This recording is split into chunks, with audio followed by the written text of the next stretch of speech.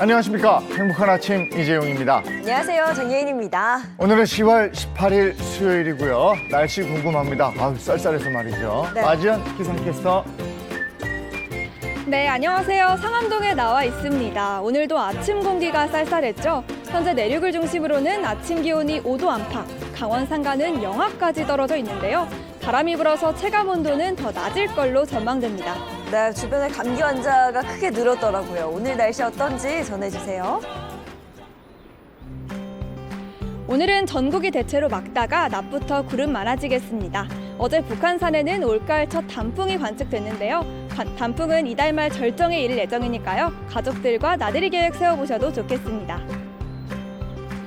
오늘 내륙 곳곳에는 서리가 내리겠습니다. 강원 산간에는 아침에는 얼음이 얼고 밤에는 강풍이 불겠는데요. 농작물 관리와 함께 시설물 관리에도 힘써주시기 바랍니다. 아침까지 내륙을 중심으로는 짙은 안개가 끼겠습니다. 가시거리가 200m 밑으로 떨어져서 시야가 답답하니까요. 강이나 터널 주변에서는 교통안전에 유의하시기 바랍니다. 오늘 아침 기온 보시면요. 서울 9.3도, 대전 7.6도, 대구 7.2도를 나타내고 있습니다. 낮에는 기온이 쑥 오르겠는데요. 서울 21도, 대전 22도, 대구 24도로 일교차가 15도에서 20도까지 크게 벌어집니다. 맑고 일교차 큰 완연한 가을 날씨가 이어지고 있습니다. 내일과 모레 비가 내리고 나면 기온이 뚝 떨어지니까요. 미리 두툼한 가을옷 꺼내셔서 추위에 대비하시기 바랍니다. 지금까지 날씨였습니다.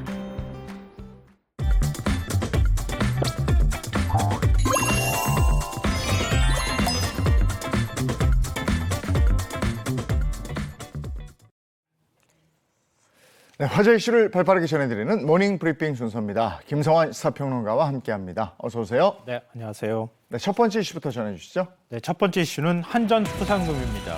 누적 부채가 200조 원을 넘는 한국전력이 직원 포상금으로 수천만 원을 지출할 계획인 것으로 나타나서 논란이 되고 있다는 소식입니다. 네, 부채로 경영난을 호소하며 전기요금을 올린 지 얼마 되지 않았는데요.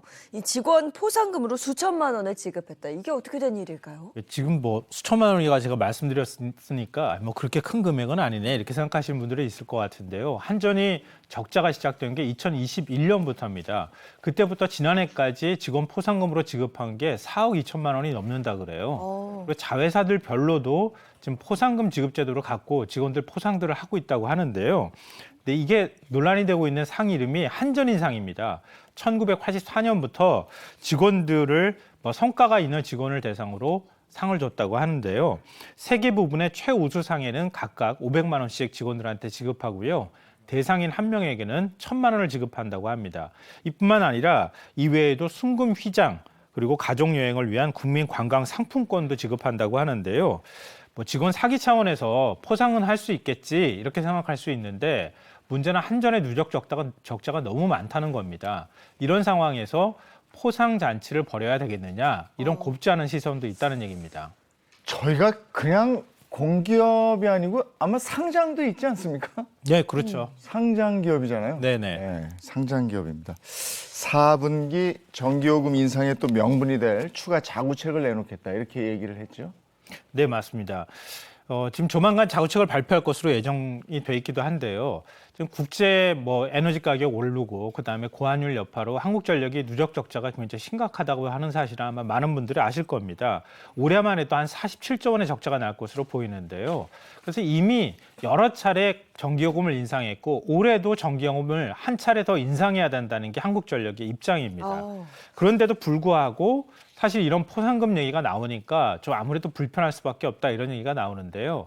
조만간 발표될 자구책 안에는 아직 공식 발표한 건 아니지만 정부 쪽에는 얘기를 했던 모양이에요. 창사 이래 두 번째로 희망퇴직을 받고요. 그다음에 신규 인력 채용을 금지하고 사장 등 간부급 직원 5,700여 명의 임금 인상분을 반납하겠다. 이런 내용이 담겨 있다고 하는데요. 정부 입장에서는 전기요금을 인상해달라고 요구하는데 최소한 국민들한테 이렇게 전기요금을 인상하는 데 따른 어떤 명분이 있어야 되는 것 아니냐. 그러면서 자구책을 좀 더 강화해야 될 필요가 있다. 이렇게 얘기를 하고 있는 모양입니다. 그래서 퇴짜를 놨다 그래요. 네. 오늘 이제 나온 소식인데요. 네. 그러니까 더 뼈를 깎는 고통을 더 뼈를 깎아야 된다. 증거 같은 걸로 안 된다. 이렇게 얘기를 하고 있는데 그런데 포상금 얘기가 나오니까 아마 올해 지급될 포상금 제도가 이게 그냥 시행이 될 수 있을지 이것도 좀 불투명하지 않을까 싶습니다. 예, 한전 얘기, 전기요금 얘기 전에부터 나왔는데 네. 이게 어떻게 안 되는군요. 그리고 다른 상장 회사들은 어떻게 운영이 되는지도 한번 볼 일입니다. 네. 참 어려운데 그렇게 좀 안에서 돌아가는 거 보면 참 어렵지 않은 것 같고 그래요. 자, 다음 시 전해 주시죠. 네, 두 번째 이슈는 합의 종용입니다. 성폭 사건의 재판을 맡은 판사가 법정에서 엄벌을 요청한 피해자 가족에게 합의를 권유한 사실이 알려져 논란이 되고 있습니다. 네, 이거 좀 들여다봐야 할 것 같습니다. 판사가 이 피해자도 아니고 오히려 성폭행 가해자를 위해 합의를 권했다. 네. 이게 맞는 말인가요? 좀 상식적으로 이해가 잘 안 네네. 되는데요. 언론 보도에 따르면요. 이게 조금 재판 자체는 시간이 좀 지났던 재판입니다. 2021년 10월 대구지방법원에서 강간치상 혐의로 기소된 17살 정모 군의 결심 공판이 열렸다고 합니다. 이 정군은 SNS에서 알게 된 지적장애인을 유인해서 공원 화장실에서 성폭행한 혐의로 재판에 넘겨진 상태였는데요. 이 재판에는 가해자를 마주할 수 없는 피해자 대신에 피해자 언니가 참석해서 엄벌을 해달라 이렇게 재판부에 요청을 했다고 하는데요. 그런데 판사의 반응이 이해할 수 없습니다. 판사가 피해자 가족도 힘들겠지만 피고인 가족도 힘들다. 그러니까 정군을 옹호한 거죠. 그리고 그것도 알아야 된다 이렇게 얘기하면서 피고인 나이가 어린데 합의해 줄 수 없느냐 이러면서 피고인을 오히려 두둔하고 나섰다고 합니다. 또 합의할 의사가 없다 이렇게 피해자 언니가 얘기를 하니까 돈 받아서 동생이 좋아하는 걸 할 수 있게 해주면 좋지 않겠느냐. 민사소송을 하려고 합의를 안 하느냐. 소송 비용만 들고 보상 금액이 적은데 지급 합의해주면 더 많은 금액을 받을 수 있다 이렇게 얘기를 했다고 합니다. 그러니까 이거는 형사사건의 재판이었던 예. 거예요. 형사사건의 경우에는 이 피해자한테 배상할 수 있는 금액이 많지 않거든요. 예. 보통의 경우에는 별도로 민사소송을 냈을 때 피해자들에게 받을 수 있는 보상이 커지는데 그러니까 차라리 형사사건에서는 합의를 해라 이렇게 판사가 권유를 한 겁니다. 그 참 황당한 발언을 판사가 했는데 그런데 이 해당 판사의 돈 없는 발언이 이게 끝이 아니라면서요. 예, 맞습니다. 그러니까 정군이 아무래도 청소년이잖아요. 그러니까 보호처분이나 형사처벌 전력이 없다는 점을 들면서 정말 질 나쁜 애는 아닐 것이다. 피해자가 지적장애인이니까 일반인처럼 인지하지 못했을 것이다. 이런 얘기를 하기도 했고요. 그러니까 오히려 피해자의 인지 부족이 이 사건을 불러왔다고 하는 그런 이제 뉘앙스로 얘기를 한 겁니다. 그래서 재판부는 결국 정군 사건을 소년부로 송치하는 결정을 내렸습니다. 검찰은 징역 6년의 중형을 구형을 했는데요. 형사처벌을 하는 대신에 소년 보호 처분을 받을 수 있도록 선처한 겁니다. 그러니까 일반적으로 징역 6년 이걸 그냥 징역 몇 년 이렇게 선고를 해버리면 나중에 가면 이게 범죄 전력이 다 남게 돼요.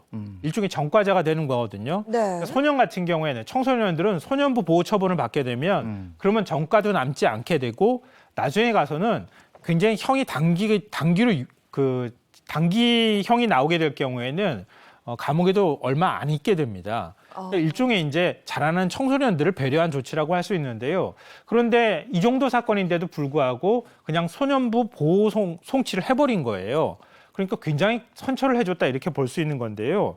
그러니까 그 피해자의 언니는 판사의 언행으로 2차 피해를 당했다며 대법원에 진정을 제기했지만 받아들여지지 않았고요. 국가인권위원회가 결국에 이 사건을 조사를 해서 피해자 측의 인권이 침해된 사실을 인정하고 법원 행정처장에게 대책 마련을 권고하면서 이 사실이 알려졌습니다. 피해자가 오히려 법정에서 씻을 수 없는 상처를 받게 됐어요. 그렇죠. 이게 이제 판결 받으러 가면 판사 잘 만나야 된다 이런 얘기를 우리가 심심치 않게 하잖아요. 그 판사의 어떤 성향에 따라서 판결을 받아야 되는. 근데 내 인생과 내 가족의 인생이 걸려 있는. 아유, 헷갈립니다. 다음 이슈 전해 주시죠. 세 번째 이슈는 근로자 월급입니다. 올해 상반기 직장인의 절반 이상의 세전 월급이 300만 원 미만이고 400만 원 이상을 받은 비중은 전년에 비해 24%로 소폭 증가한 것으로 나타났습니다. 네, 뭐 직장인 과반수 이자 이상의 이 세전 월급이 300만 원 미만이다. 좀 더 자세한 내용을 짚어주시죠. 내가 받는 월급하고 한번 가늠을 해보시면 어떨까 네. 싶은데요. 통계청이 지난 3개월간 직장인의 세전 평균 임금을 조사한 자료를 보면요. 전체 임금 근로자 2,179만 명 가운데 올해 4월 기준 세전 임금이 300만 원 미만인 비중이 54.7%에 달했습니다. 좀 더 구체적으로 말씀드리면 200만 원에서 300만 원 사이가 33.7%로 비중이 가장 높았고요. 400만 원 이상은 24%를 차지했습니다. 400만 원 이상을 받는 사람들은 어떤 직종에 근무하고 있을까? 전문직이나 과학기술 서비스업, 금융보험업의 한 절반가량 그 근무를 하고 있는 것으로 나타났습니다. 예, 알겠습니다. 직장인들 늘 요즘 물가 오르고 더 힘든데 네. 월급도 좀 올라갔으면 하는 생각인데 크게 그렇게 안 되더라고요. 다음 이슈 전해주시죠. 네, 네 번째 이슈는 할머니 무혐의입니다. 강원도 강릉에서 발생한 차량 급발진 의심 사고로 손자가 사망하면서 교통사고 처리 특례법상 치사 혐의로 입건된 할머니가 경찰로부터 불송치 결정을 받았다고 하는 소식입니다. 정말 안타까운 사고였습니다. 이 혐의가 없다는 판결을 받으신 거죠. 네, 그렇습니다. 그러니까 지난해 12월 강릉에서 급발진 사고가 났던 영상 아마 보신 분들 굉장히 많으실 거예요. 할머니가 운전을 하면서 뒷좌석에 12살짜리 손자를 태우고 갔었는데 급발진 의심 사고가 나면서 차량이 돌진하고 결국은 차량이 전복되는 일까지 발생했는데요. 안타깝게도 손자는 끝내 숨졌습니다. 그 다음에 경찰은 10개월가량 이 사건을 수사했는데요. 그런데 혐의가 없다 이렇게 판단을 내린 겁니다. 그러니까 국립과학수사연구원은 차량에 기계적 결함이 없어서 할머니가 가속 페달을 밟아 사고가 났을 가능성이 있다 이렇게 판단을 했는데요. 그런데 경찰은 실제 엔진을 구동한 결과가 아니기 때문에 기계 오작동을 확인할 수 없었다 이렇게 판단을 했습니다. 그래서 운전자 과실을 입증하는 데는 한계가 있다고 본 건데요. 근데 급발진 사고가 종종 발생하잖아요. 네. 이런 급발진 사고가 발생했을 때 이걸 도대체 어떻게 급발진을 네. 입증할 수 있느냐 이게 네. 이제 가장 큰 쟁점이 됐던 거예요. 그러니까 할머니 측에서는 급발진이 아니었다, 급발진이다 이렇게 네. 주장하고 제조사 쪽에서는 아니 이거 아니다 이렇게 얘기를 했던 상황이었거든요. 근데 경찰이 이렇게 판단을 해버리니까 이게 민사소송을 또 제조사를 상대로 해서 낸 상황입니다. 그 민사소송에도 영향을 미칠 수 있고 앞으로 급발진 사고에도 이번 경찰의 판단이 참고가 될 것이다 이런 얘기가 나옵니다. 그러니까 사실 이렇게 급발진 의심 사고가 나도 급발진이 인정되는 경우는 거의 없거든요. 네. 이게 제조물 책임법에 그 급발진 여부를 차량 결함 여부를 피해자 측에 운전자가 입증하도록 돼 있어요. 아이고. 그러니까 그걸 제조사가 입증할 수 있도록 바꿔야 된다 이런 얘기가 계속 나옵니다. 급발진 저도 영상 봤는데 빵 하더니 확 가던데. 그쵸. 네, 네, 맞습니다. 야, 그게 지금 기술력으로도 그게 입증이 안 되나. 자, 오늘 여기까지 해야 되겠네요. 모닝 브리핑 김성환 시사평론가와 함께했습니다. 고맙습니다. 고맙습니다.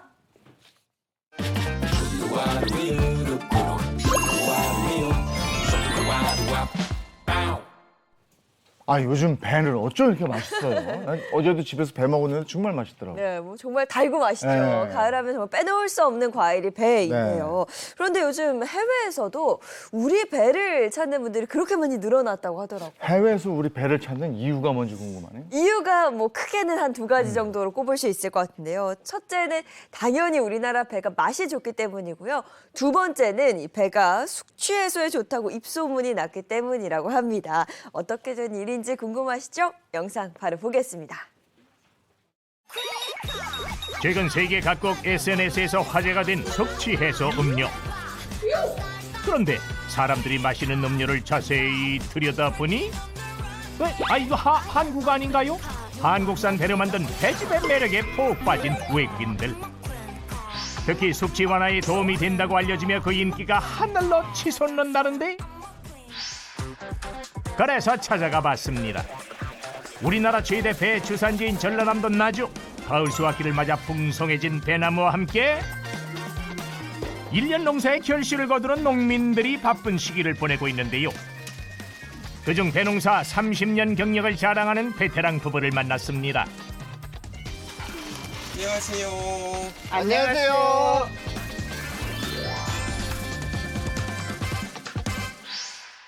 배는 수확 시기를 확인하는 것부터가 쉽지 않다는데요. 배가 다 이렇게 봉지로 쌓여져 있네요. 해충들을 방어하기 위해서 햇빛에 바로 노출이 되면 색깔이 바뀌거든요. 상품성이 좋게 하기 위해서 배 봉지를 다 씌워놨어요. 봉지에 쌓여서 안 보이는데 수확 시기는 어떻게 구분하는 거죠? 밑을 만져보면 얘가 편편한가 아니면 뿔뚝뿔뚝한가 그걸 확인을 하는 거예요. 손으로 만졌을 때 봉지가 꽉 찰 만큼 크기가 자랐거나 과육이 많아진 배가 둥글다 못해 평평해질 정도가 되면 그때가 바로 수확할 타이밍. 여보, 그것 좀 가져와 보세요. 알았어. 갖고 올게. 네.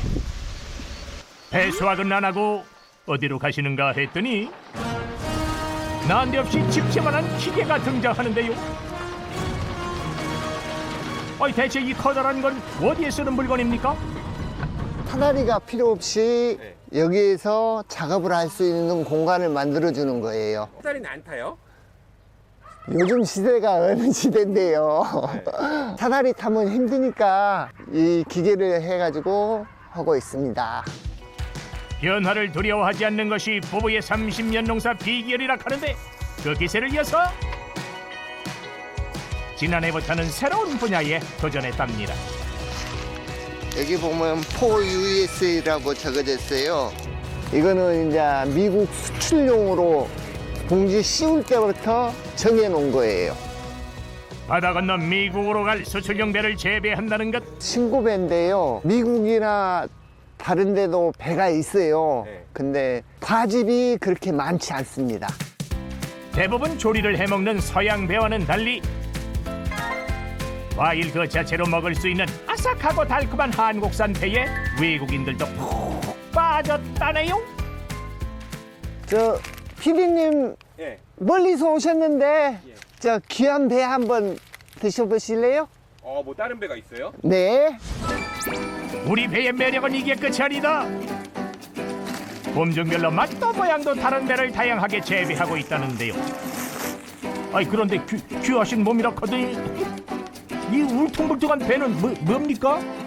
추항배라는 배인데 이 배는 못생겼어요. 솔직히 말해서 네. 내가 봐도 못생겼고요. 수출용 신고 배와 비교를 해보니 한눈에 봐도 차이가 나는 모습. 그러나 생긴 걸로 판단하긴 이르다. 다소 험상궂은 인상에 쥐같고 검은 반점까지 생겨서 못생긴 배로 통하지만 맛은 물론 건강에도 이만한 과일이 없다는 것. 그 자리에서 한 입 잘라 맛을 보는 비유. 아니 배를 껍질째 먹어도 되는 거요? 예, 원래 이게 껍질째 먹으면 너무 좋대요. 우리 장 청소도 해주고. 과연 일품이라고 소문난 그 맛은?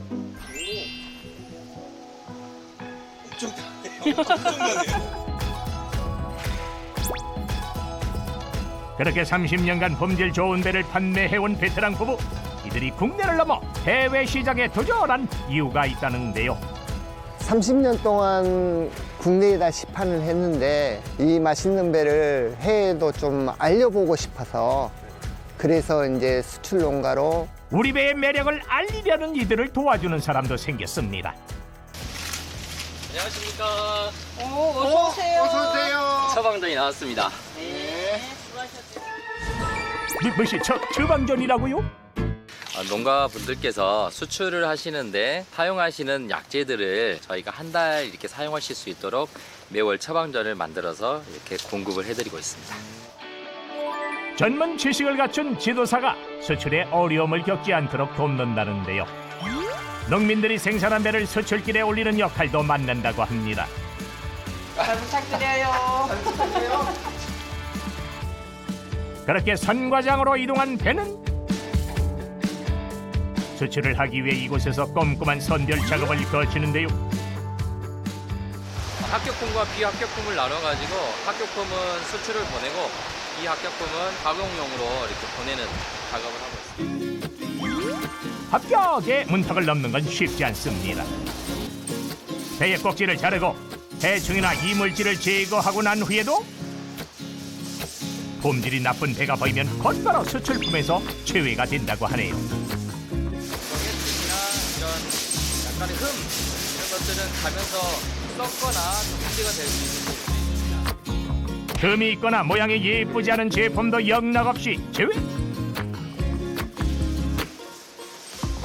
이런 엄격한 선별 과정을 거친 배에만 한국산 배를 인증하는 특별한 마크가 주어진다고 합니다. 동양배가 저희뿐만 아니라 중국이나 일본에서도 수출이 되고 있잖아요. 페이페어 이제 한국 배를 구분짓기 위해서 이렇게 스티커를 붙여서 저희가 나가고 있습니다. QR 코드를 찍으면 영어와 태국어 등 5개 국어로 우리 배의 효능을 알려준다는데요. 이 모든 과정을 거치고 포장까지 마치면 마침내 수출 준비 완료! 전국 배 수출량 2만 5천 톤 가운데 나주에서 3천 톤을 수출하고 있으며 특히 올해 5월에는 수치 해소에 좋은 을 미국에 첫 수출하였습니다. 가공품의 인기와 함께 미국과 대만 등 18개 국가에 수출되는 국산 배. 이런 K푸드의 인기 덕에 농수산식품 수출액은 100억 달러를 돌파했는데요. 기존 신고배 수출 물량 확대와 더불어 신품종 배 재배 면적을 확대하여 신품종 배 물량을 획기적으로 늘려서 연간 5천 톤의 수출 목표를 달성할 수 있도록 하겠습니다. 한국을 넘어 세계인의 입맛을 사로잡은 한국산 배. 앞으로도 대한민국 수출 1등 공신으로서 K푸드의 미래를 이끌어갈 수 있길 응원하겠습니다.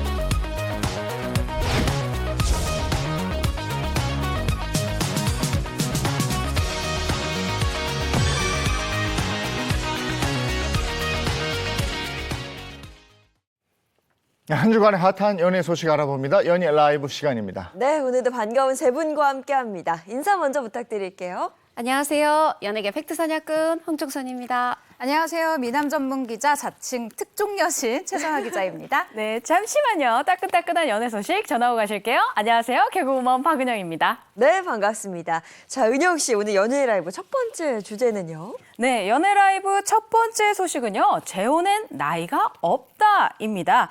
10월에 신부가 된 배우 안연홍 씨가 이혼한 지 6년 만에 재혼을 하면서 아주 행복한 새 출발을 알렸다는 소식인데요. 한 번의 아픔을 겪었던 만큼 또 한 번 사랑하는 반려자가 새롭게 생긴 우리 안연홍 씨 다시 한번 축하드립니다. 안현웅 씨 결혼 소식은 어떻게 알려지게 된 겁니까? 일단 결혼식을 언제 했느냐. 10월 13일 금요일에 했어요. 근데 우리 몰랐어요. 왜냐하면 주변에 아주 친한 지인들만 불러서 조촐히 치렀기 때문인데 그럼 어떻게 알려졌냐 하면 사흘 뒤에 한 매체가 그 결혼식 장면을 담은 지금 보시는 사진 저걸 단독 입수해서 공개하면서 결혼했네 하고 우리가 사흘 뒤에 알게 됐는데요. 안현홍 씨는 대중에게 결혼식 사실을 알리진 않았지만 청첩장을 공개하면서 이렇게 전했습니다. 서로가 마주보며 다져온 사랑을 이제 함께 아름다운 길을 두 사람이 함께 가고자 한다. 이 사랑 평생 함께 할 수 있도록 많은 축복 부탁드린다. 저도 그 축복 보태겠습니다. 네, 뭐 앞서 결혼식 사진이 살짝 나왔는데요. 이제 남편은 어떤 분인지가 또 굉장히 궁금해져요. 네, 6년 만에 이혼의 아픔을 극복한 이 안연홍 씨 같은 경우에는 이 평생을 함께하기로 한 사업가의 이 뭐랄까요 모습에 대해서도 굉장히 궁금해하시는 분들이 많았어요. 일단 중견 사업가라고 얘기를 하고요. 이 공개된 사진에 따르면 굉장히 훤칠한 키에 또 수트핏이 잘 어울리는 굉장히 호남형의 이 인물이라고 합니다. 많은 분들이 어떻게 만나서 이 두 사람이 결혼까지 이어졌는지에 대해서도 궁금해하실 것 같은데 이 부분에 대해서는 아직 알려지지 않았습니다. 안현웅 씨는 어떻게 지내고 있습니까? 요즘에? 안현홍 씨가 그 드라마 출연하고 있잖아요. 그 저녁 1일 드라마 출연하고 있거든요. 그래서 세상에 결혼식을 13일에 했는데 15일 날 바로 드라마로 복귀를 했더라고요. 근데 우리가 예전에 생각을 해보시면 지금 그 안현옥 씨 데뷔 몇 년 차인 줄 아세요? 어릴 때 데뷔했죠? 그렇죠. 39년 차예요. 85년도에 이제 그 M본부의 베스트 극장 단막극으로 데뷔를 해서 우리가 드라마 토지에서 그 서희 역할, 서희의 어린 역할 할 때 정말 똘망똘망 연기 잘했잖아요. 네네. 요게 87년도입니다. 그 뒤에 이렇게 계속 배우 활동하면서 지금 말씀드린 것처럼 지금도 저녁 일일 드라마를 하고 있는데 이렇게 열심히 활동하고 있는 이유에 대해서 안윤홍 씨가 얘기를 했어요. 아이들이 엄마가 배우인 걸 안다. 그래서 엄마를 부끄러워하지 않게 그렇게 자랑스럽게 여길 수 있도록 내가 더 열심히 하고 있다. 이렇게 얘기를 했는데 아무래도 이제 6년 전에 이혼했다고 말씀드렸잖아요. 싱글맘이다 보니까 또 더욱더 이렇게 열심히 힘내서 연기하고 있는 걸로 보입니다. 네. 앞서 그 데뷔 37년 차라고. 39년 차. 9년 차. 와, 근데 저는 방금도 사진 보면서 어쩜 그렇게 그대로인지 정말 놀랍습니다. 비결이 궁금해지기도 하고요. 자, 이어서 다음 소식 한번 짚어보도록 하죠. 네, 연예라이브 두 번째 소식입니다. 돌아온 광고 퀸 이효리인데요. 2012년 돌연 광고 은퇴 선언을 하면서 상업 광고계를 떠났던 이효리 씨가요. 2023년 7월 SNS를 통해서 광고 다시 하고 싶습니다라는 라고 글을 올린 뒤에 수많은 러브콜이 쏟아졌다는 소식입니다. 얼마나 많은 광고주들이 러브콜. 아니 그러니까요. 이효리 씨가 워낙에 광고계 그 파워도 있지만 이게 공백을 거쳤기 때문에 더 신선한 느낌이 있잖아요. 정말 러브콜이 많이 쏟아졌다고 합니다. 이제 우선 댓글로 막 왔는데 금융사, 항공사, 유통업계, 여행사, 화장품, 백화점 와 이렇게 막 몰려든 거예요. 자 이거에 대해서 이효리 씨가 얘기를 합니다. 한 A4 서너 장 어치의 그런 러브콜이 왔다. 감사하게도. 와. 네, 사실 옛날에 이효리 씨가요. 뭐 어디만 갔다 촬영장에서 뭐 잠깐 어디 보이지만 않아도 촬영장에서 보이지 않더라. 일거수일투족이 스포츠 일면에 보도가 됐던 이효리 씨인데 지금도 와 A4 서너 장이랍니다. 와, 뭐 광고를 은퇴한 지 10년이 넘었는데 그야말로 이효리 씨 모셔가기 경쟁이 뜨거운 거 보면 분명 그 이유가 있지 않을까 싶어요. 그렇죠. 이 광고주들이 끊임없는 러브콜을 보내는 이유 역시 이효리 효과 때문인데요. 전 이효리 씨가 했었던 광고 중에 그 망고송을 부르면서 우쿨렐레를 켜던 그 광고가 굉장히 기억해요. 생각이 네. 나요. 근데 이 광고 같은 경우에는 음료 CF였는데요. 일명 이 이효리 효과에 힘입어서 한 달 만에 10억 원의 매출을 올리는 엄청난 이 매출 기록을 썼다고 합니다.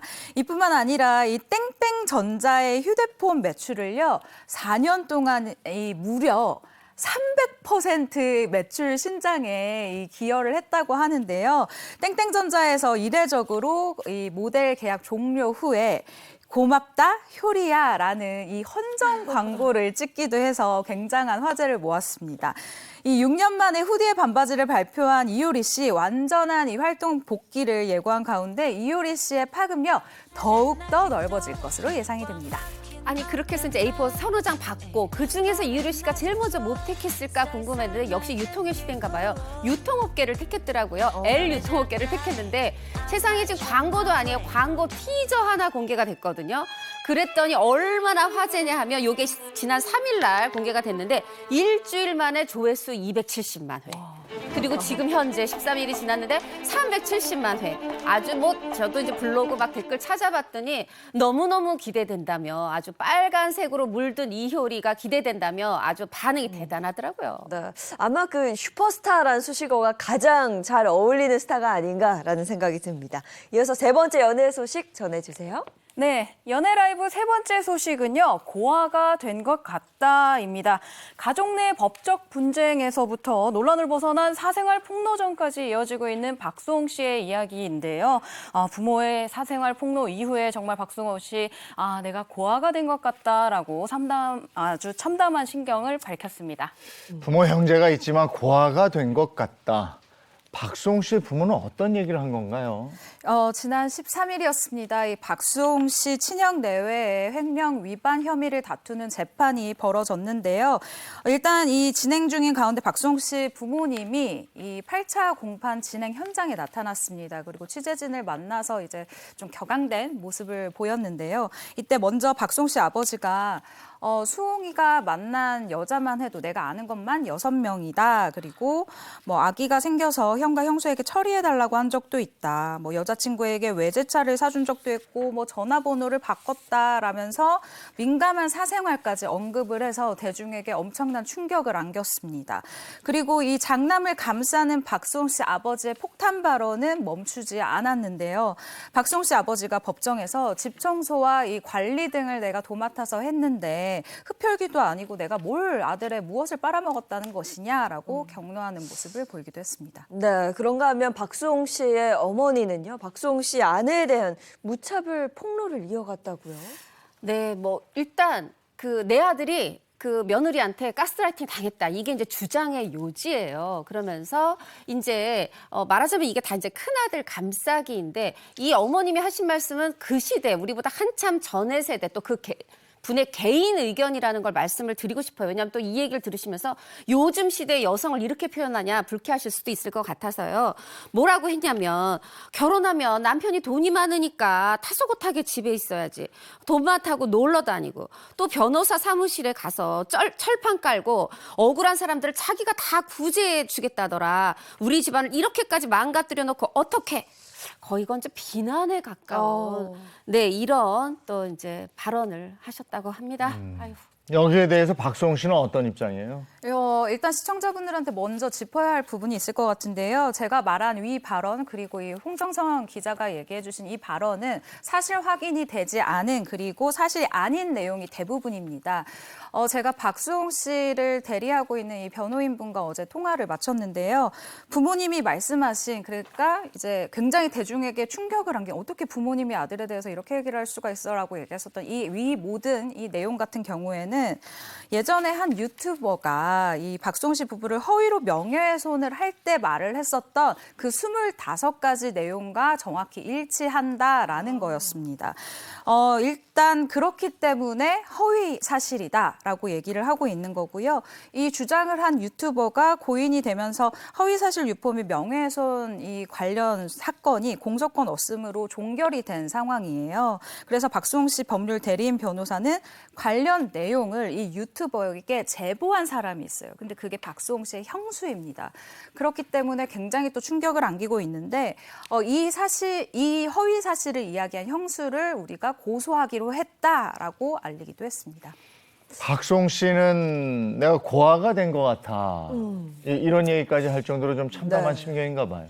참담한 신경이고요. 또 이제 이 돈 문제도 얽혀 있잖아요. 이 부분에서 이렇게 증언에 나선 박수홍 씨 아버지가 조금 이제 이 큰형이 운영하는 연예기사 두 곳으로부터 좀 돈을 받은 그런 정황도 밝혀진 부분이 있어요. 그러니까 이 부분에 대해서 또 이제 물음이 있었겠죠. 질문이 있었겠죠. 얘기를 합니다. 일단 통장 관리 다 내가 했다. 여기서 내가 했다가 뭐가 중요하냐면 그럼 내 장남이 하지 않았다는 거죠. 여기서 우리가 또 이제 예전에도 요 시간에 말씀드렸지만 친족 상도례라고 해서 이게 형이 횡령하는 것과 아버지가 돈을 유용하는 게 다르거든요. 뭐 그래서 그런지 뭐 어떤지 배경은 우리가 더 법률적으로 따져봐야 되겠지만 일단 통장 관리 내가 했다고 얘기를 했고요. 그런데 그럼 통장 관리는 했다 하지만 왜 연예기획사 두 곳에서 다달이 돈이 들어갔느냐 이 부분에 대해서는 그 돈 받아서 이 계속 이제 박수홍 씨 연애 뭐 여자에 관한 그런 부분을 지금 굉장히 이제 집요하게 폭로를 했잖아요. 네. 여자 문제 해결하는데 돈 쓰려고 미리 말하자면 빼돌려둔 거다. 이런 식으로 이제 증언을 한 걸로 알려지고 있습니다. 네, 박수홍 씨는 고아가 된 것 같다 이렇게 이야기를 했는데 그 7차 공판 증인으로 나온 사람이 박수홍 씨 남동생이거든요. 네. 박수홍 씨에게 좀 큰 힘이 되지 않았을까 싶어요. 맞습니다. 지난 8월에 7차 공판이 이미 있었어요. 근데 이때 증인으로 박수홍 씨가 이 형제인데 이 동생, 박수홍 씨가 둘째거든요. 이 막내 동생이 이 참석을 했습니다. 그러면서 결국 이 사단은 모두 다 큰형 때문에 이뤄졌다라고 하면서요. 우리 가족이 여기까지 올 수 있었던 것은 박수홍의 공이 크다. 그러면서 박수홍이 큰형에게 이런 대접을 받아서는 안 된다고 생각한다. 나는 박수홍을 존경한다라는 이야기를 한 적이 있습니다. 이후 박수홍 씨 동생은요. 부모님에게 혼쭐이 났다라고 이 이야기가 전해졌는데요. 네. 부모님께서는 어디 큰형에게 그런 이야기를 하느냐. 그런 소리 할 거면 얼굴도 보지 말자. 혼났다라고 한다라고 박수홍 씨 법률 대리인이 이 부분을 전달하기도 했습니다. 근데 저는 이 과정을 보면서 박수홍 씨 아들 형이 있고 박수홍 씨가 있는 거잖아요. 네. 근데 왜 큰형 얘기만 이렇게 다 듣죠? 일단 박수홍 씨 부모님께서 왜 장남의 이야기를, 장남의 결백을 이렇게 주장을 하는지에 대해서 본인들이 얘기하지는 않았습니다. 그런데 다만 우리나라의 장남 우선 문화가 있잖아요. 그리고 박수홍 씨의 부모님이 80대인 점을 저희가 고려해 봤을 때 아무래도 장남이 잘 살아야 된다, 혹은 그래도 며느리보다는 우리는 우리 아들을 믿으련다, 약간 이런 마음이 있으신 게 아닌가라고 추정이 되는 부분입니다. 재판 결과는 언제쯤 나와요? 예, 일단 재판 결과는 내년이면 일단 1심은 끝날 것 같은데요. 다음 공판이 12월 1일에 예정이 되어 있어요. 이때 이제 뭐 주요한 이 증인 신문은 이미 다 끝났기 때문에 다른 증인들을 어떻게 할 것인가에 대한 이 논의 정도만 있을 것 같습니다. 네, 알겠습니다. 여기까지 연예 라이브였습니다.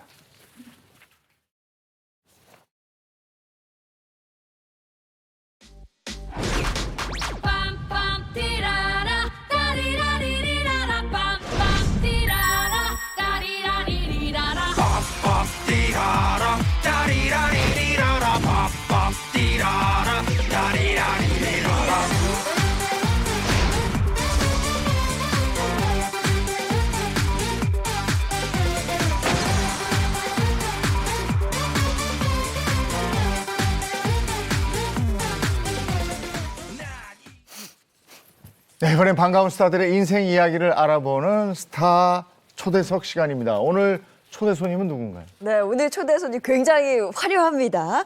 이분들은요, 댄스 음악 서바이벌 오디션을 통해 모든 라운드 1위를 차지하며 실력과 끼 모두 인정받은 네 분이 모여 결성된 그룹이라고 합니다. 군조 크루 모셨습니다. 어서 오세요. 안녕하세요. 네, 근조 크루. 우리 행복한 아침 시청자 여러분들께 정식으로 인사 좀 부탁드리겠습니다. 네, 하나, 둘, 셋. 안녕하세요. 저는 군조 크루입니다. 반갑습니다. 반갑습니다. 자, 그럼 가장 먼저 군조 크루는 어떤 크루인가요? 저희는 보시다시피 요즘에 가장 귀한 혼성 그룹이고요. 그리고 각자의 개성과 실력을 고루 갖춘 좀 개성파 혼성 그룹이라고 할 수 있고, 그다음에 저희는 뭐 연령대가 다양해요. 저희 그룹이요. 20대부터 30대, 40대까지 다 고루 있어가지고 좀 다양한 음악을 표현할 수 있는 그런 그룹입니다. 네. 제가 알기로는 그 군조 크루 멤버 중에서 우리나라 최초로 세계 1위를 하신 분이 있다고 들었거든요. 네 분 중에 어떤 분이시죠? 부러워하세요.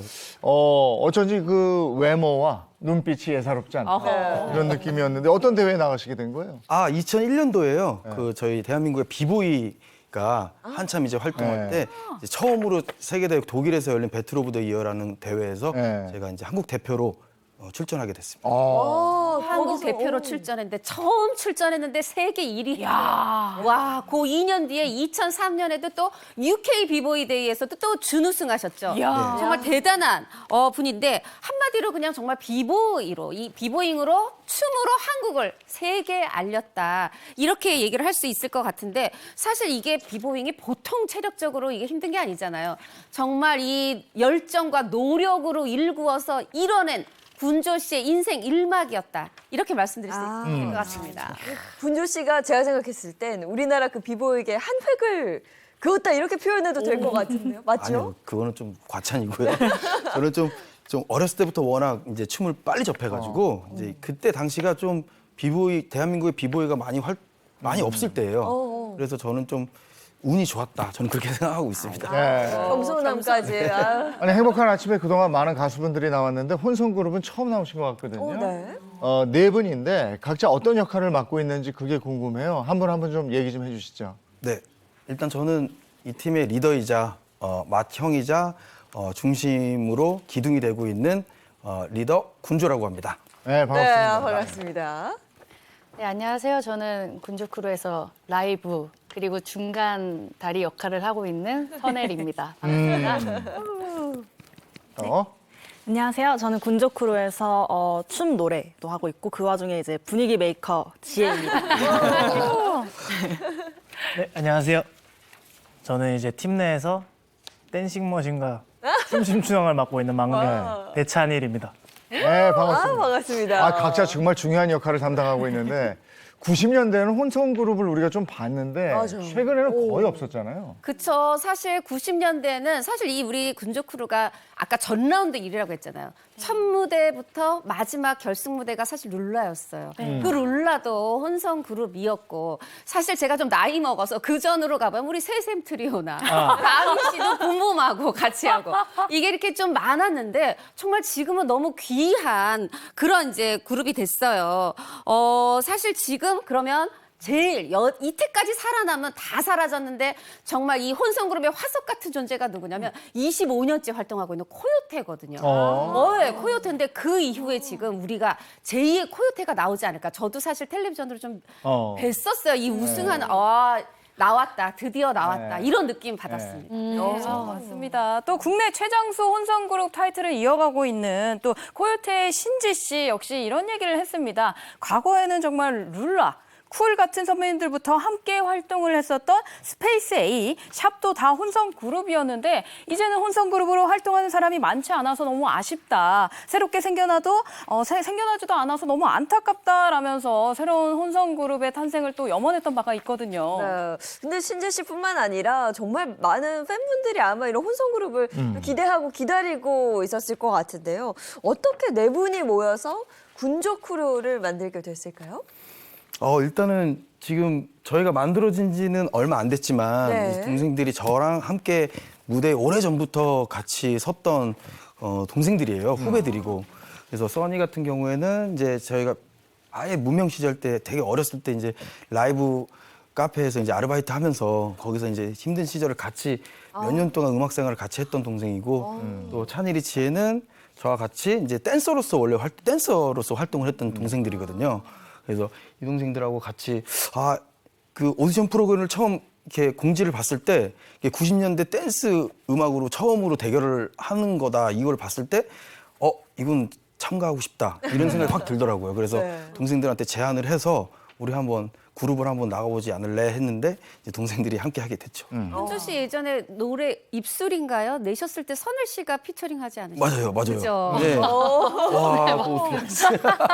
그만큼 굉장히 가까운 사이입니다. 그죠. 군조 씨가 뭐 이 그룹을 90년대 댄스 그룹으로 최적화된 멤버들을 하나로 모은 거네요. 네. 그렇죠. 그러니까 군조 씨가 제안을 해서 세 분이 제안을 받아들인 건데 왜 그 제안을 받아들였는지 한번 또 얘기를 들어봐야죠.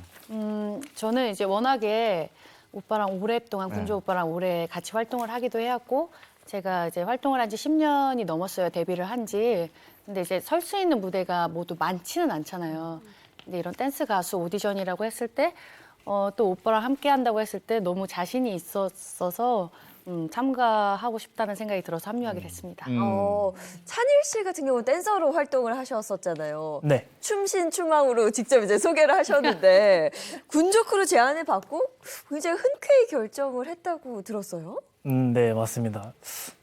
원래 아까 형이 말씀하셨던 것처럼 저는 이제 형이랑 같이 공연이나 그런 무대들을 함께 했었는데 형이 이제 이런 오디션 프로그램에 나가자고 했을 때 일단 저는 처음에 물론 걱정도 있었지만 일단 몸으로 먼저 좀 부딪혀보고 느껴야지 조금 아는 성향이라서 그래서 이게 좋은 기회가 될 수도 있고 아니면은 이렇게 뭐 좋은 경험이 될 수도 있고 해서 일단 한번 나가보자 이렇게 해서 긍정적인 마인드로 일단 한번 도전을 했습니다. 일단 하자 해서 두 분은 긍정적인 마인드로 알았어 형 할게 이렇게 한 건데 근데 좀 달랐다고 해요 지혜 씨는. 네. 저는 원래 어렸을 때부터 가수가 꿈이긴 했었는데 제가 이제 20대 오면서 거의 이제 노래보다는 춤을 위주로 좀 계속 했었어요. 그러다 보니까 이제 갑자기 오빠가 이제 가수 같이 이렇게 노래도 하고 춤도 같이 해볼래 했을 때 처음에 일단 걱정이 먼저 들었던 거는 사실인 것 같아요. 이렇게 걱정을 먼저 하긴 했는데 그래도 고민 끝에 좀 해보자라는 마음을 결정을 내리고 하게 됐습니다. 지혜 씨는 이제 그러니까 인생 줄을 잘 서야 된다는 내가 군조줄에 서서 이 가요계를 평정할 수 있을까 이런 생각을 한 거예요. 그죠? 그런가요? 근데 우승하고 난 뒤에 네. 저한테 오빠 저 안 했으면 큰일 날 뻔했어요. 안 했으면 어떻게 할 뻔했어요. 저한테. 뭐든지 이제 마음을 어떻게 먹냐 이건데 네. 행복한 아침에 오늘 나오기 위해서 거의 잠 못 잤죠. 여기서 노래도 하고 이래야 되기 때문에 네. 아마 자다 일어나면 목도 안 풀리고 그쵸. 네. 못 잤을 거예요. 오늘 여기서 또 실력 발휘 한번 해주셔야 네. 돼요. 너무 기대되고 정말 네. 궁금합니다. 오늘 어떤 노래 준비하셨어요? 오늘 저희가 오디션 프로그램에서 3라운드에서 했던 유쿠의 파리 툰나잇이라는 곡을 준비했습니다. 야. 기대됩니다. 네, 박수로 청해보죠.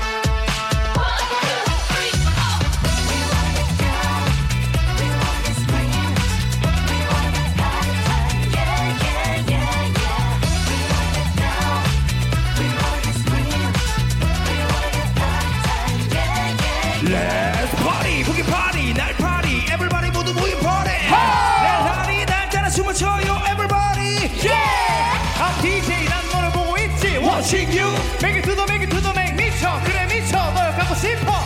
I want tonight, 모든 고민 날려버려. 춤추면 노래하는 party, yeah 노래하면 춤추는 party. Yeah 여기저기 둘러봐, 그래 예쁜 여자 하나 모셔. 우리 같이 놀아요, 노래하며 춤을 추면 Let's go! 오늘 밤 모두 나와 파티를 해. 모든 걸 전부있게 될 거야. 너와 나 우리 모두가 함께 춤을 춰봐. 크게 소리쳐봐. Everybody get down. Everybody get scream. Everybody get party tonight. 모두 춤을 춰. Everybody get up. Everybody get scream. Everybody get down. Put your hand, put 'em on, put 'em on.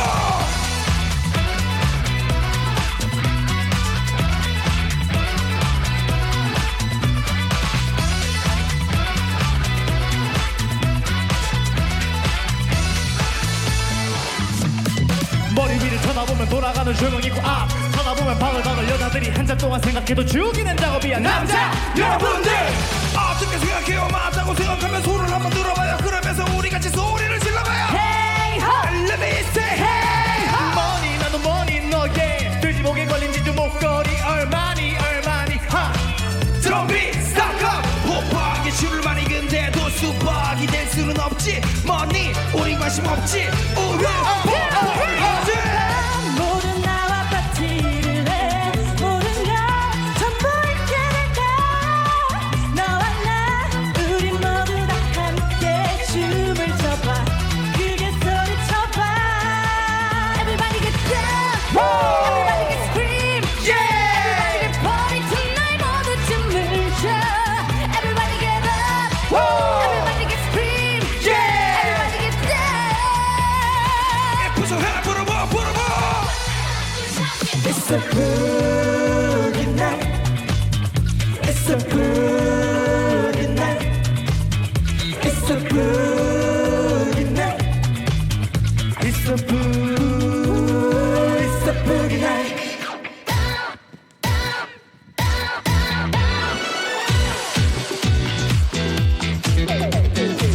행복한 아침이에요 여러분 소리 질러 Boogie night,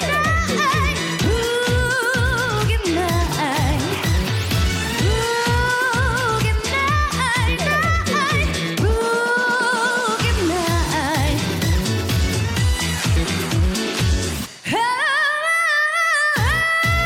Everybody get down, everybody get scream, everybody get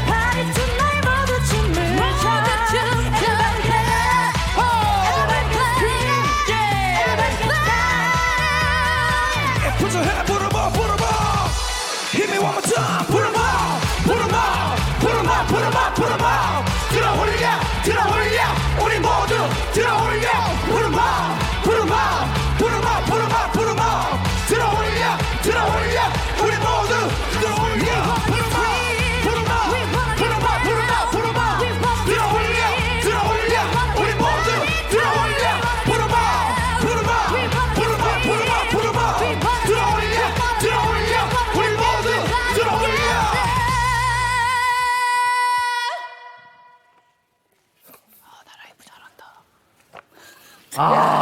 열기와 끼가. 예. 저기 이제 저희가 어제 밤에 한 게 아니에요. 네. 오늘 아침에 해장 노래로 우리가.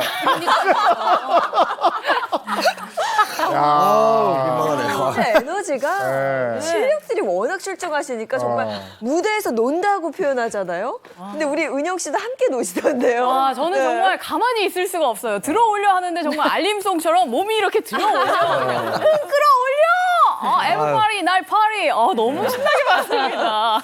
아니 저는 우리 행복한 아침 무대가 이 공간이 처음으로 좁게 느껴졌어요. 오. 이분들의 에너지와 이걸 다 담아내기에는 와 사실 그리고 이게 우리가 흔히 보는 이 음악 방송할 때 이 음향이 아니잖아요. 네. 그리고 이 아침인데 어떻게 이렇게 노래도 잘하시고 춤도 잘하시고 사실 텔레비전으로 볼 때도 와 잘하신다는데 이렇게 또 눈으로 보니까 이게 더 막 남다르다는 막 생각이 들고요. 그러네. 제가 기억할 때 이 무대에서 이제 그 프로그램의 그 메이커분들 그분들이 말하자면 전문가들이 100점 주시고 네, 이 관객들이 시청자들이 195점 주시고 야. 거의 만점에 가까운 그 점수를 받았던 그런 기억이 납니다. 우와. 네. 실력이 워낙 뛰어나니까 네. 당연한 결과가 아니었을까 싶은데 댄스 음악 서바이벌 오디션에서 정말 놀랍습니다. 모든 라운드 1위를 차지했습니다. 그러면서 우승까지 간 건데 멤버별로 혹시 기억에 남는 심사평이 있다면 좀 궁금한데요.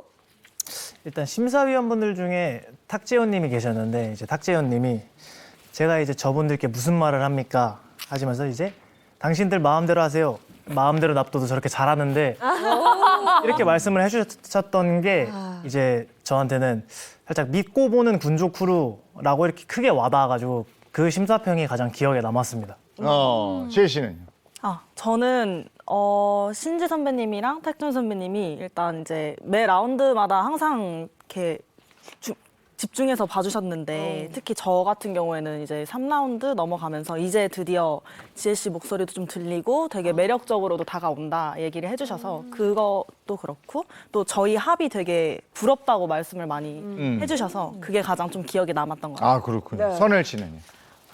저는 이제 심사위원분들이 대체적으로 팀의 한 명 한 명 밸런스가 굉장히 좋아서 좀 돋보인다. 그래서 천하무적 같다라고 말씀을 해주셨어요. 이길 팀이 없다고 이렇게. 그때 가장 좀 많이 뭉클했던 것 같아요. 감사하고. 네. 아니 뭐 실제로 천하무적이죠. 왜냐면 첫 라운드부터 끝 라운드까지 따따블이 그렇게 한 번만 이겨보고 싶다고 했는데 같은 이제 최강팀인데 한 번도 내주지 않은 1위 자리 아닙니까? 네. 군조 씨는 어떤 심사평이?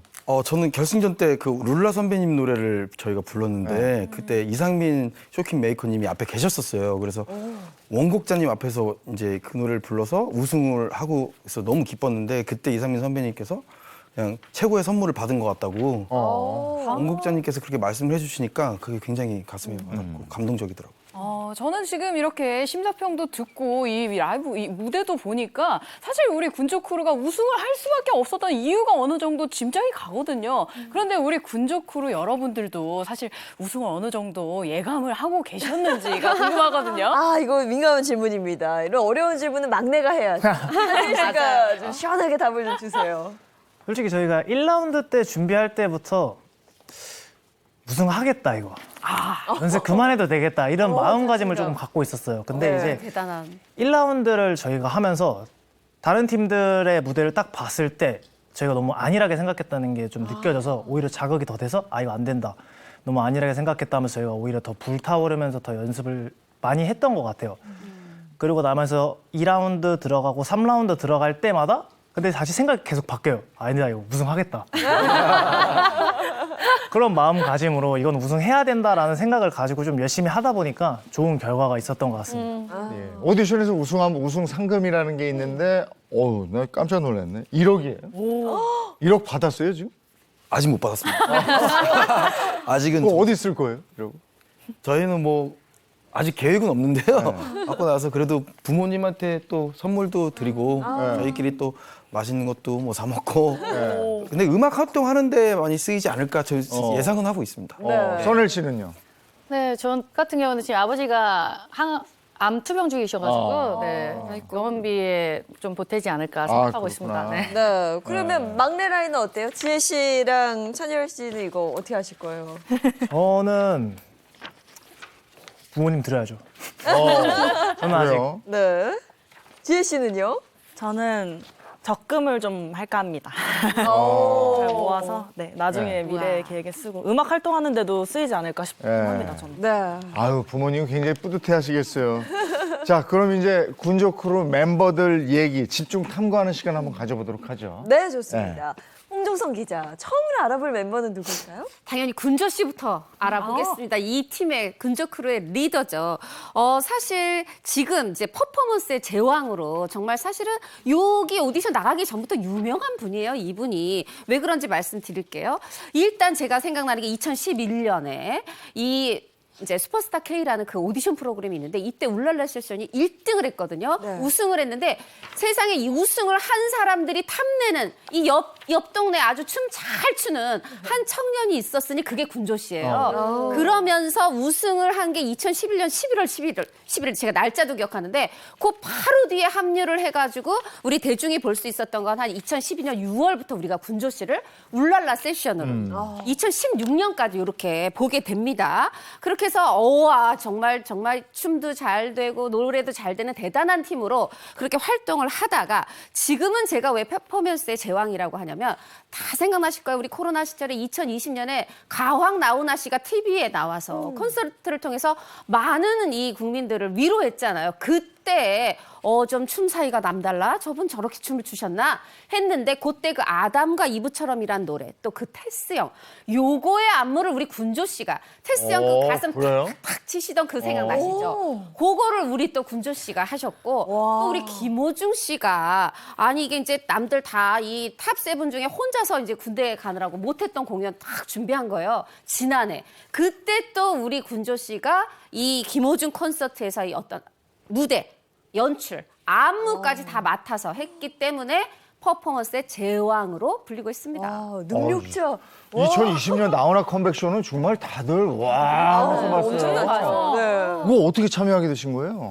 이거 저도 굉장히 영광스러운 그 자리였고, 근데 그쪽 이제 제작진 측에서 연락이 왔어요, 갑자기. 그래서 제가 워낙 그쪽 그런 무대 만들고 이제 제 무대가 아니더라도 좀 무대를 이렇게 퍼포먼스적으로 만드는 걸 좋아하다 보니까 제작분들께서 한번 그 나훈아 선생님 그 컴백 쇼에 신곡이 있는데 그 테스 형이라는 곡을 한번 맡아볼 생각이 있겠느냐 이렇게 전화가 오셔가지고 그 곡이 그 여러 유명한 안무가분들이나 댄서분들이 많이 참여하고 싶어서 이렇게 하는 걸로 알고 있었거든요. 근데 저 당장 달려갔죠. 저는 지금 당장 가겠습니다. 이래가지고 정말 영광이라고 생각하고 나훈아 선생님 직접 뵙고 인사드리고 제가 진짜 한번 열심히 한번 해보겠습니다. 이렇게 해갖고 작업을 하게 됐습니다. 근데 그 당시에 테스 형이 공개가 안 된 신곡이었는데 그 맞아요. 구성이나 뭐 이렇게 안무 작업하기 굉장히 어려웠을 것 같은데요? 전혀 정보가 없어가지고 저도 조금 이제 머릿속으로 여러 가지 생각만 하고 이제 나훈아 선생님을 직접 뵙고 나훈아 선생님하고 얘기를 나눴어요. 나훈아 선생님께서 그 곡을 써내신 이유와 그 곡의 메시지 등을 이제 좀 듣고 그거에 대해서 한번 나훈아 선생님의 뜻과 저의 안무가 어떻게 하면 잘 만들어질 수 있을까 고민을 해서 나훈아 선생님의 이 말씀하신 거를 기준으로 무대를 만들게 된 거예요. 이 춤이 또 강렬하고 나훈아라는 사람이 이게 포스가 있으니까 맞아요. 이걸 어떻게 짤까 굉장히 고민됐을 것 같은데요. 진짜 저 제 인생에 정말 최대 위기였던 것 같아요. 근데 다행히도 제가 그 사비 부분의 포인트 안무를 정말 나훈아 선생님도 함께 했으면 좋겠는 그런 안무가 나와야 되고 그것도 나훈아 선생님 그런 그때 그 어려웠던 시기를 좀 마음을 이렇게 이렇게 쓰는 그런 메시지가 담긴 안무가 나와야 됐는데 그게 이제 다행히 나훈아 선생님께서 너무 좋아해 주셔가지고 다행히 잘 했던 것 같아요. 야, 군조 씨 이 대단한 능력이 앞으로도 정말 기대가 됩니다. 그러네요. 그리고 다음은 이제 선일 씨 한번 알아볼까요? 네, 두 번째 알아볼 멤버입니다. 아주 화려한 안무에도 불구하고요. 흔들림 없는 튼튼한 라이브 실력을 지닌 초고음 보컬 선희 씨입니다. 네. 아니 난 아까 확인했잖아요. 깜짝 놀랐어요. 아니 이 아침에 해장 노래를 거기까지 올라가는 건 야 대단해요, 대단해요. 밤에는 그거보다 더 올라가겠어요. 어디까지 올라갑니까? 저는 사실 음계에는 김태희 3억 솔 정도 올라가면 이제 김태희의 음이라는 그게 있어요. 되게 굉장히 높고 올라가기 힘들고 그런 음이라고 하는데 그 음이 거뜬하게 진성으로 올라가고 가성은 뭐 그 위로도 계속 올라갈 수 있죠. 아니 올라가는 거 못지않게 또 내려가는 것도 대단하다고. 뭐 굉장히 음역대가 되게 넓은 편이어서. 네, 아 정말 이 명품 보컬, 대단한 춤 실력. 네, 우리가 비교를 해보면 더 확실히 알 것 같아요. 네. 이 선일 씨가 올라가는 게 3옥타브 솔이라고 해요. 이 3옥타브 솔이 뭐냐? 이게 그 소찬희 씨의 Tears. 그거가 또 우리 스틸아트의 쉬즈곤 있잖아요. 맞아요. 그 어렵다는 그게 3옥타브 솔이에요. 그리고 우리가 고음하면 생각나는 가수 있죠. 아이유. 3단 고음. 3단으로 가는 게 3옥타브 파샵. 근데 그거보다 좀 더 높은 거죠. 와, 딱 감이 오시죠, 우리 시청자분. 네, 그래서 또 들어보고 싶어요, 저도. 이 내부대 무대가 너무 궁금해서 다음으로 한번 들어볼 노래는요. 군조 크루가 부르는 3, 4입니다. 무대 한번 청해서 들어볼게요.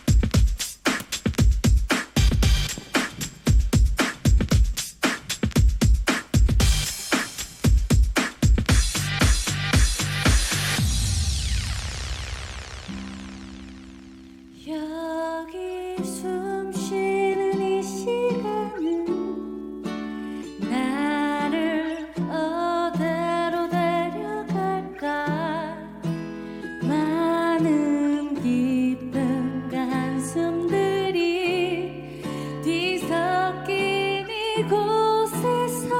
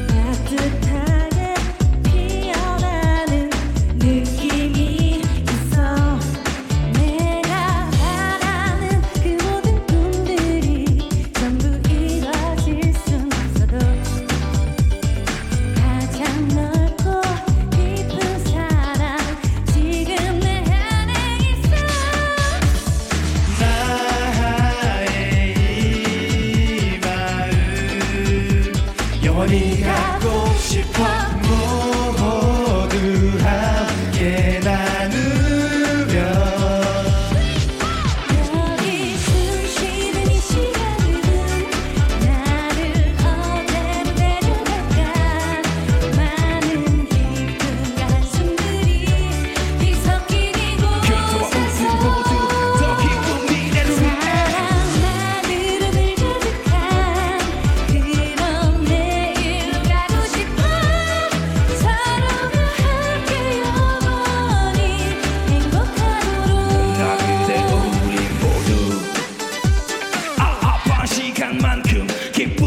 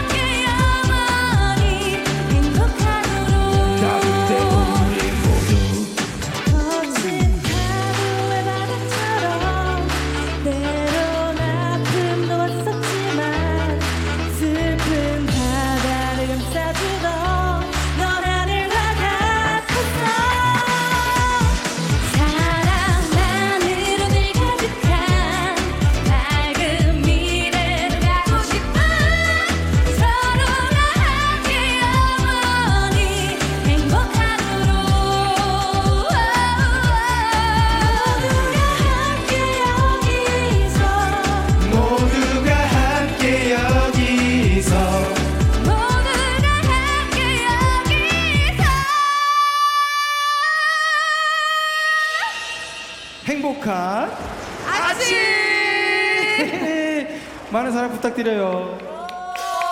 모두가 함께 여기서 만들어가요.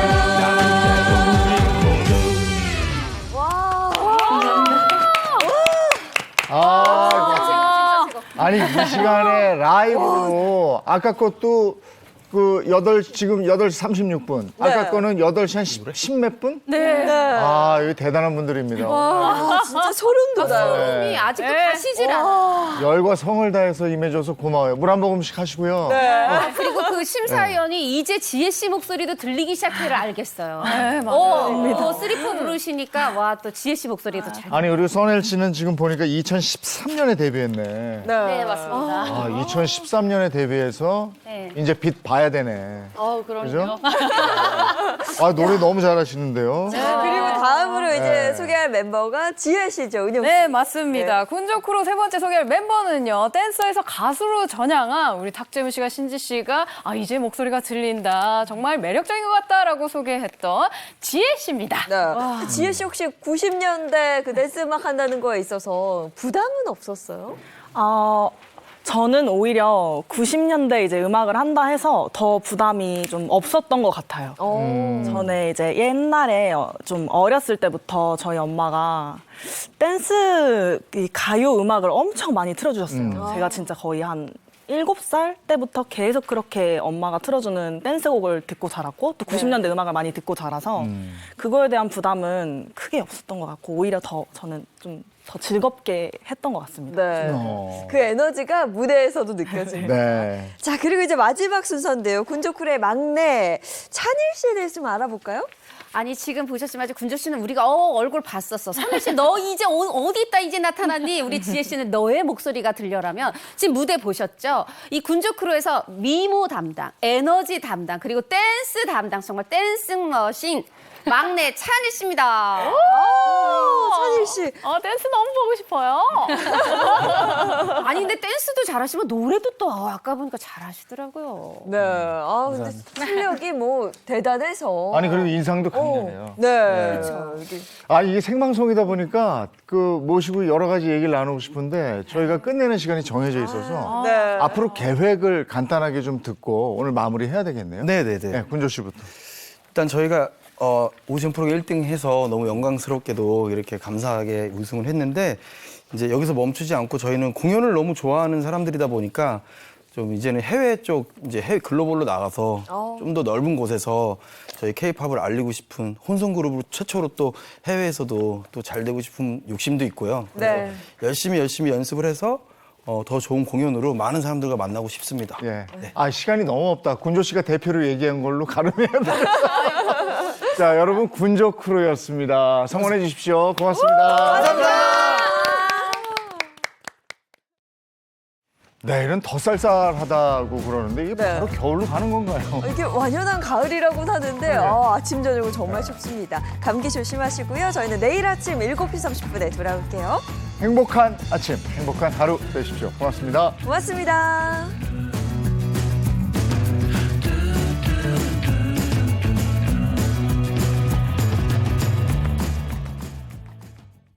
채널 A